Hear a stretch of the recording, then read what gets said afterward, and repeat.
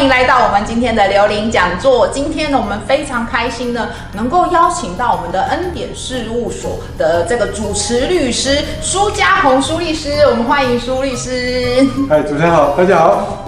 是，今天呢，苏律师来跟我们讲，就是最重要的这个理财课程到底是什么呢？一个非常重要的概念就是所谓的遗嘱。但是呢，其实我们馆内啊，长辈常常都在讲说，我又没有什么钱呐，我就是好像写了这个遗嘱也没有什么用啊，到底要写遗嘱的重要性是什么？那我们今天来问问看苏医师说，苏律师说，这个写遗嘱的重点，为什么要写遗嘱这件事情呢？好，写遗嘱绝对不是有钱人的专利哦，因为写遗嘱是一个传爱的过程。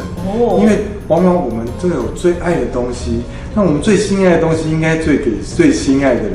其实往往有两个方式来做处理哦，一个是你有心爱的人，比如说我有个很棒的钻戒，那这时候我想要留给我的儿子，给我的媳妇继续戴。对，那当然我女儿的话有另外的嫁妆。那我是不是应该要用一份遗嘱说啊，那这个钻戒呢，就留给我儿子传下去，而不是说，那未来我都不写，那这做什么办？以后儿子跟女儿说，那我这个钻戒，我们一人一半，还要拿刀子怎么锯啊？他没办法锯嘛，所以那这时候就变成争执了。对，所以我们这个遗嘱其实不在乎钱多钱少，而在乎第一点，你如何把你最心爱的东西给最心爱的人。那第二个部分说，那接下来说，我们财产里面并不是所有东西都可以化成数字的。对，例如说，有的财产是房子，有的是现金。那这时候，如果你可以说，那这样我房子给女儿，那现金给儿子，这样其实大家可以相安无事，也许价值差不多。对。那如果你不写的时候，可能是说，那房子我都要一半啊，我都要一半啊。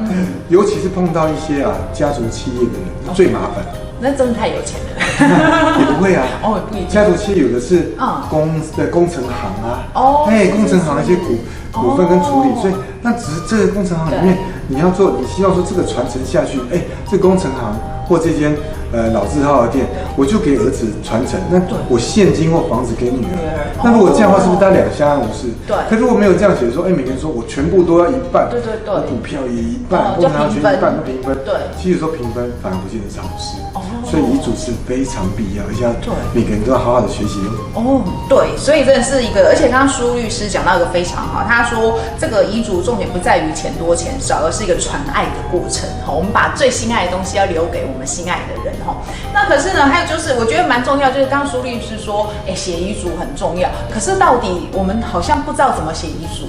我们好像老师没有教过我们怎么写遗嘱，对不对？而且有时候就觉得，我真的写了就有效吗？还是说我可以？你知道现代人都喜欢电脑打字，还是我用 Word 打了一份，然后我签名就好了？而且现在还有就是这个网络也很发达嘛 ，FB 啊，还有什么网络部落客，他们有些人就是在上面写了感言嘛，我死了之后怎样怎样啊，我要火化啊，我的钱要怎样怎样？请问一下，这些都具有法律效益吗？好，写遗嘱就必须遗嘱是法律的文件，所以它必须要法律的格式。不能说我今天开心怎么做，网络上写都是有效 no。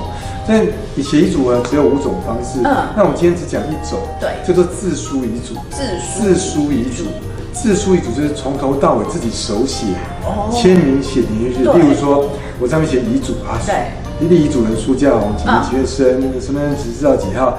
我愿意呢，把我的房子给我的大儿子，那把我的股票给二儿子，那把我的其他现金全部给我的这个太太。那我的遗嘱执行人是谁？那其他写上去了，我为什么这样子人生的感言写完之后，签名写年月日，就是一份有效。对，从头到尾自己手写，签名写年月日就是一份有效的遗嘱，不能打字。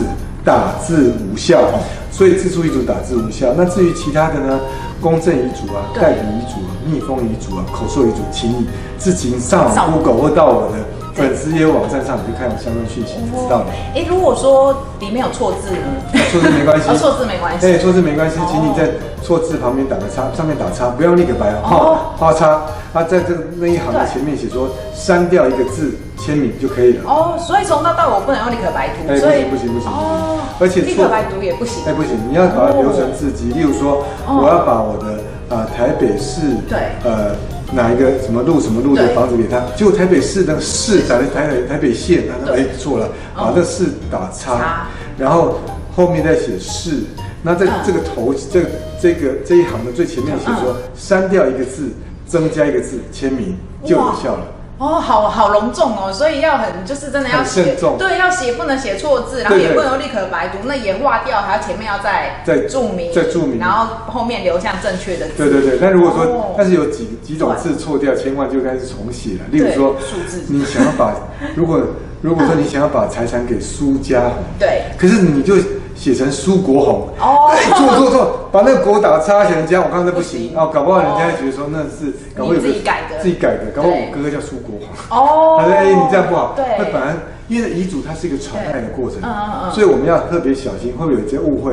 只要有误会，我宁可花点时间把它改掉。哦，好，这也是蛮重要，所以我们就是自己写就可以了，然后不能有错字，不能用立可白改，也不能用电脑打字，对，然后最后要签名跟写上日期。那可是如果中途我就是觉得，可能我现在写了5年之后，我可能这个财产更多了。对不对？那我想要再更换我的遗嘱，那我这一份撕掉就好了嘛？你的更换遗嘱有几种方法哦，一个是如果本质上没有变，就差不多也是这样，只是你增加可能多2个房子，你可以再写一份遗嘱我这2个房子给谁，也可以用增补的方式处理。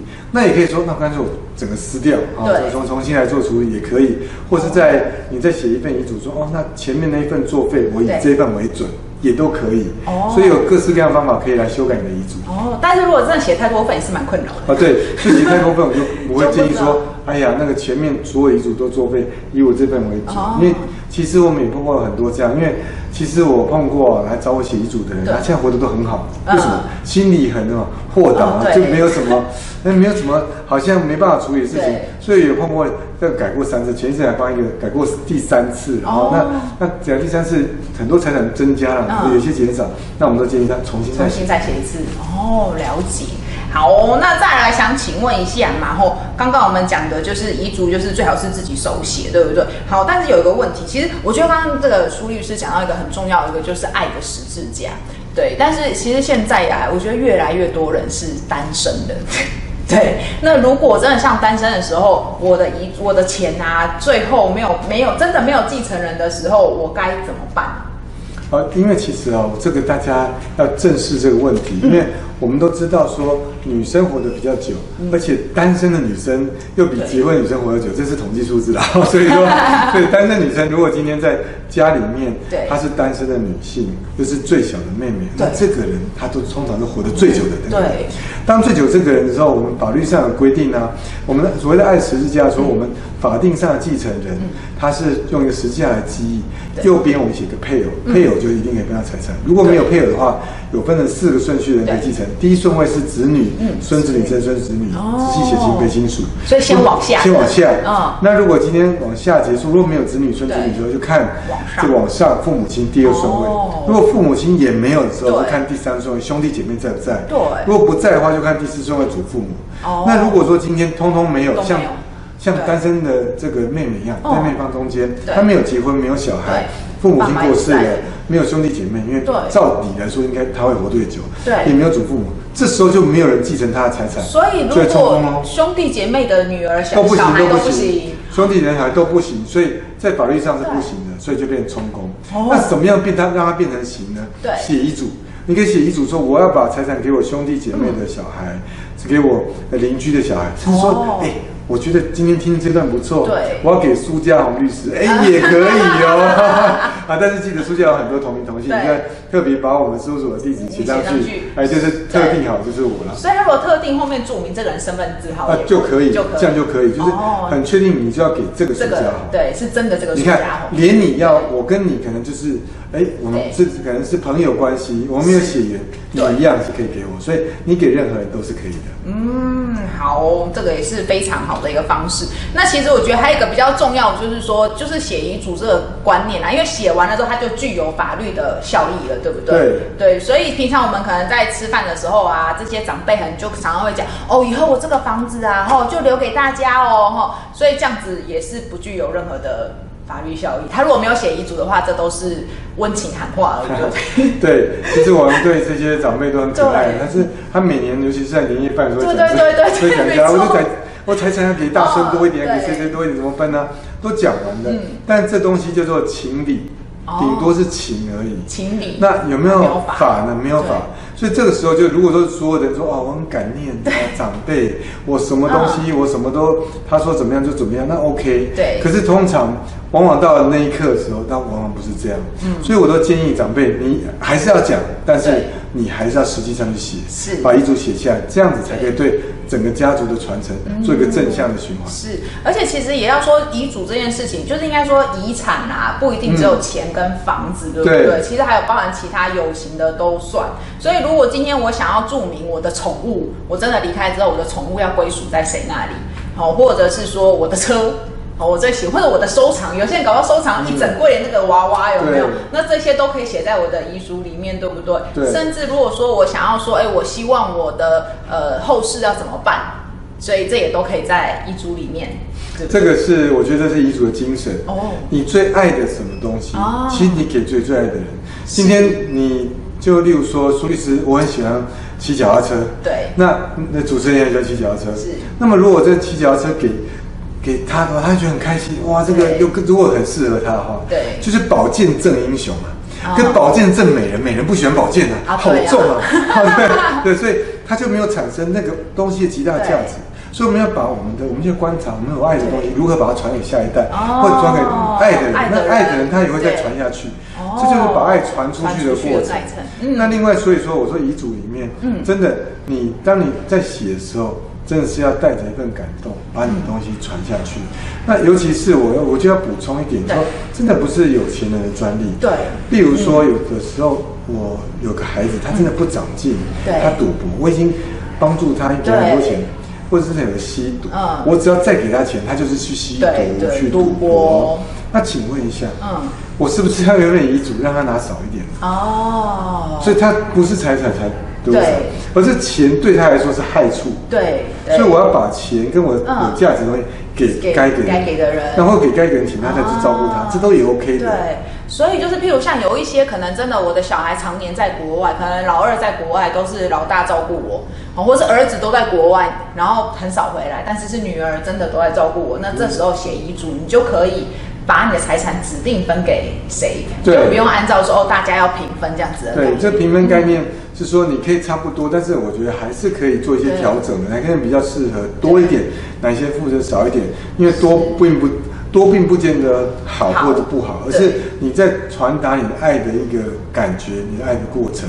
那尤其到最后面呢，其实人生走到最后面，就无外乎就是说，真的我们会去这个见上帝啦，那这时候人就会那就办后事，后事要怎么办？例如说我是基督徒，但我希望用什么基督教仪式？对，可是也许。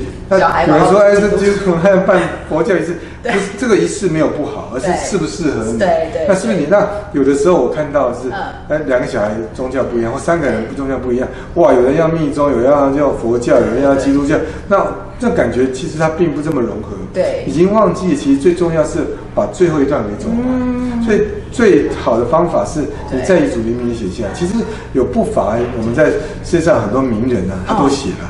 特别写，我们很多企业家写说，要葬在哪里，要做什么事啦。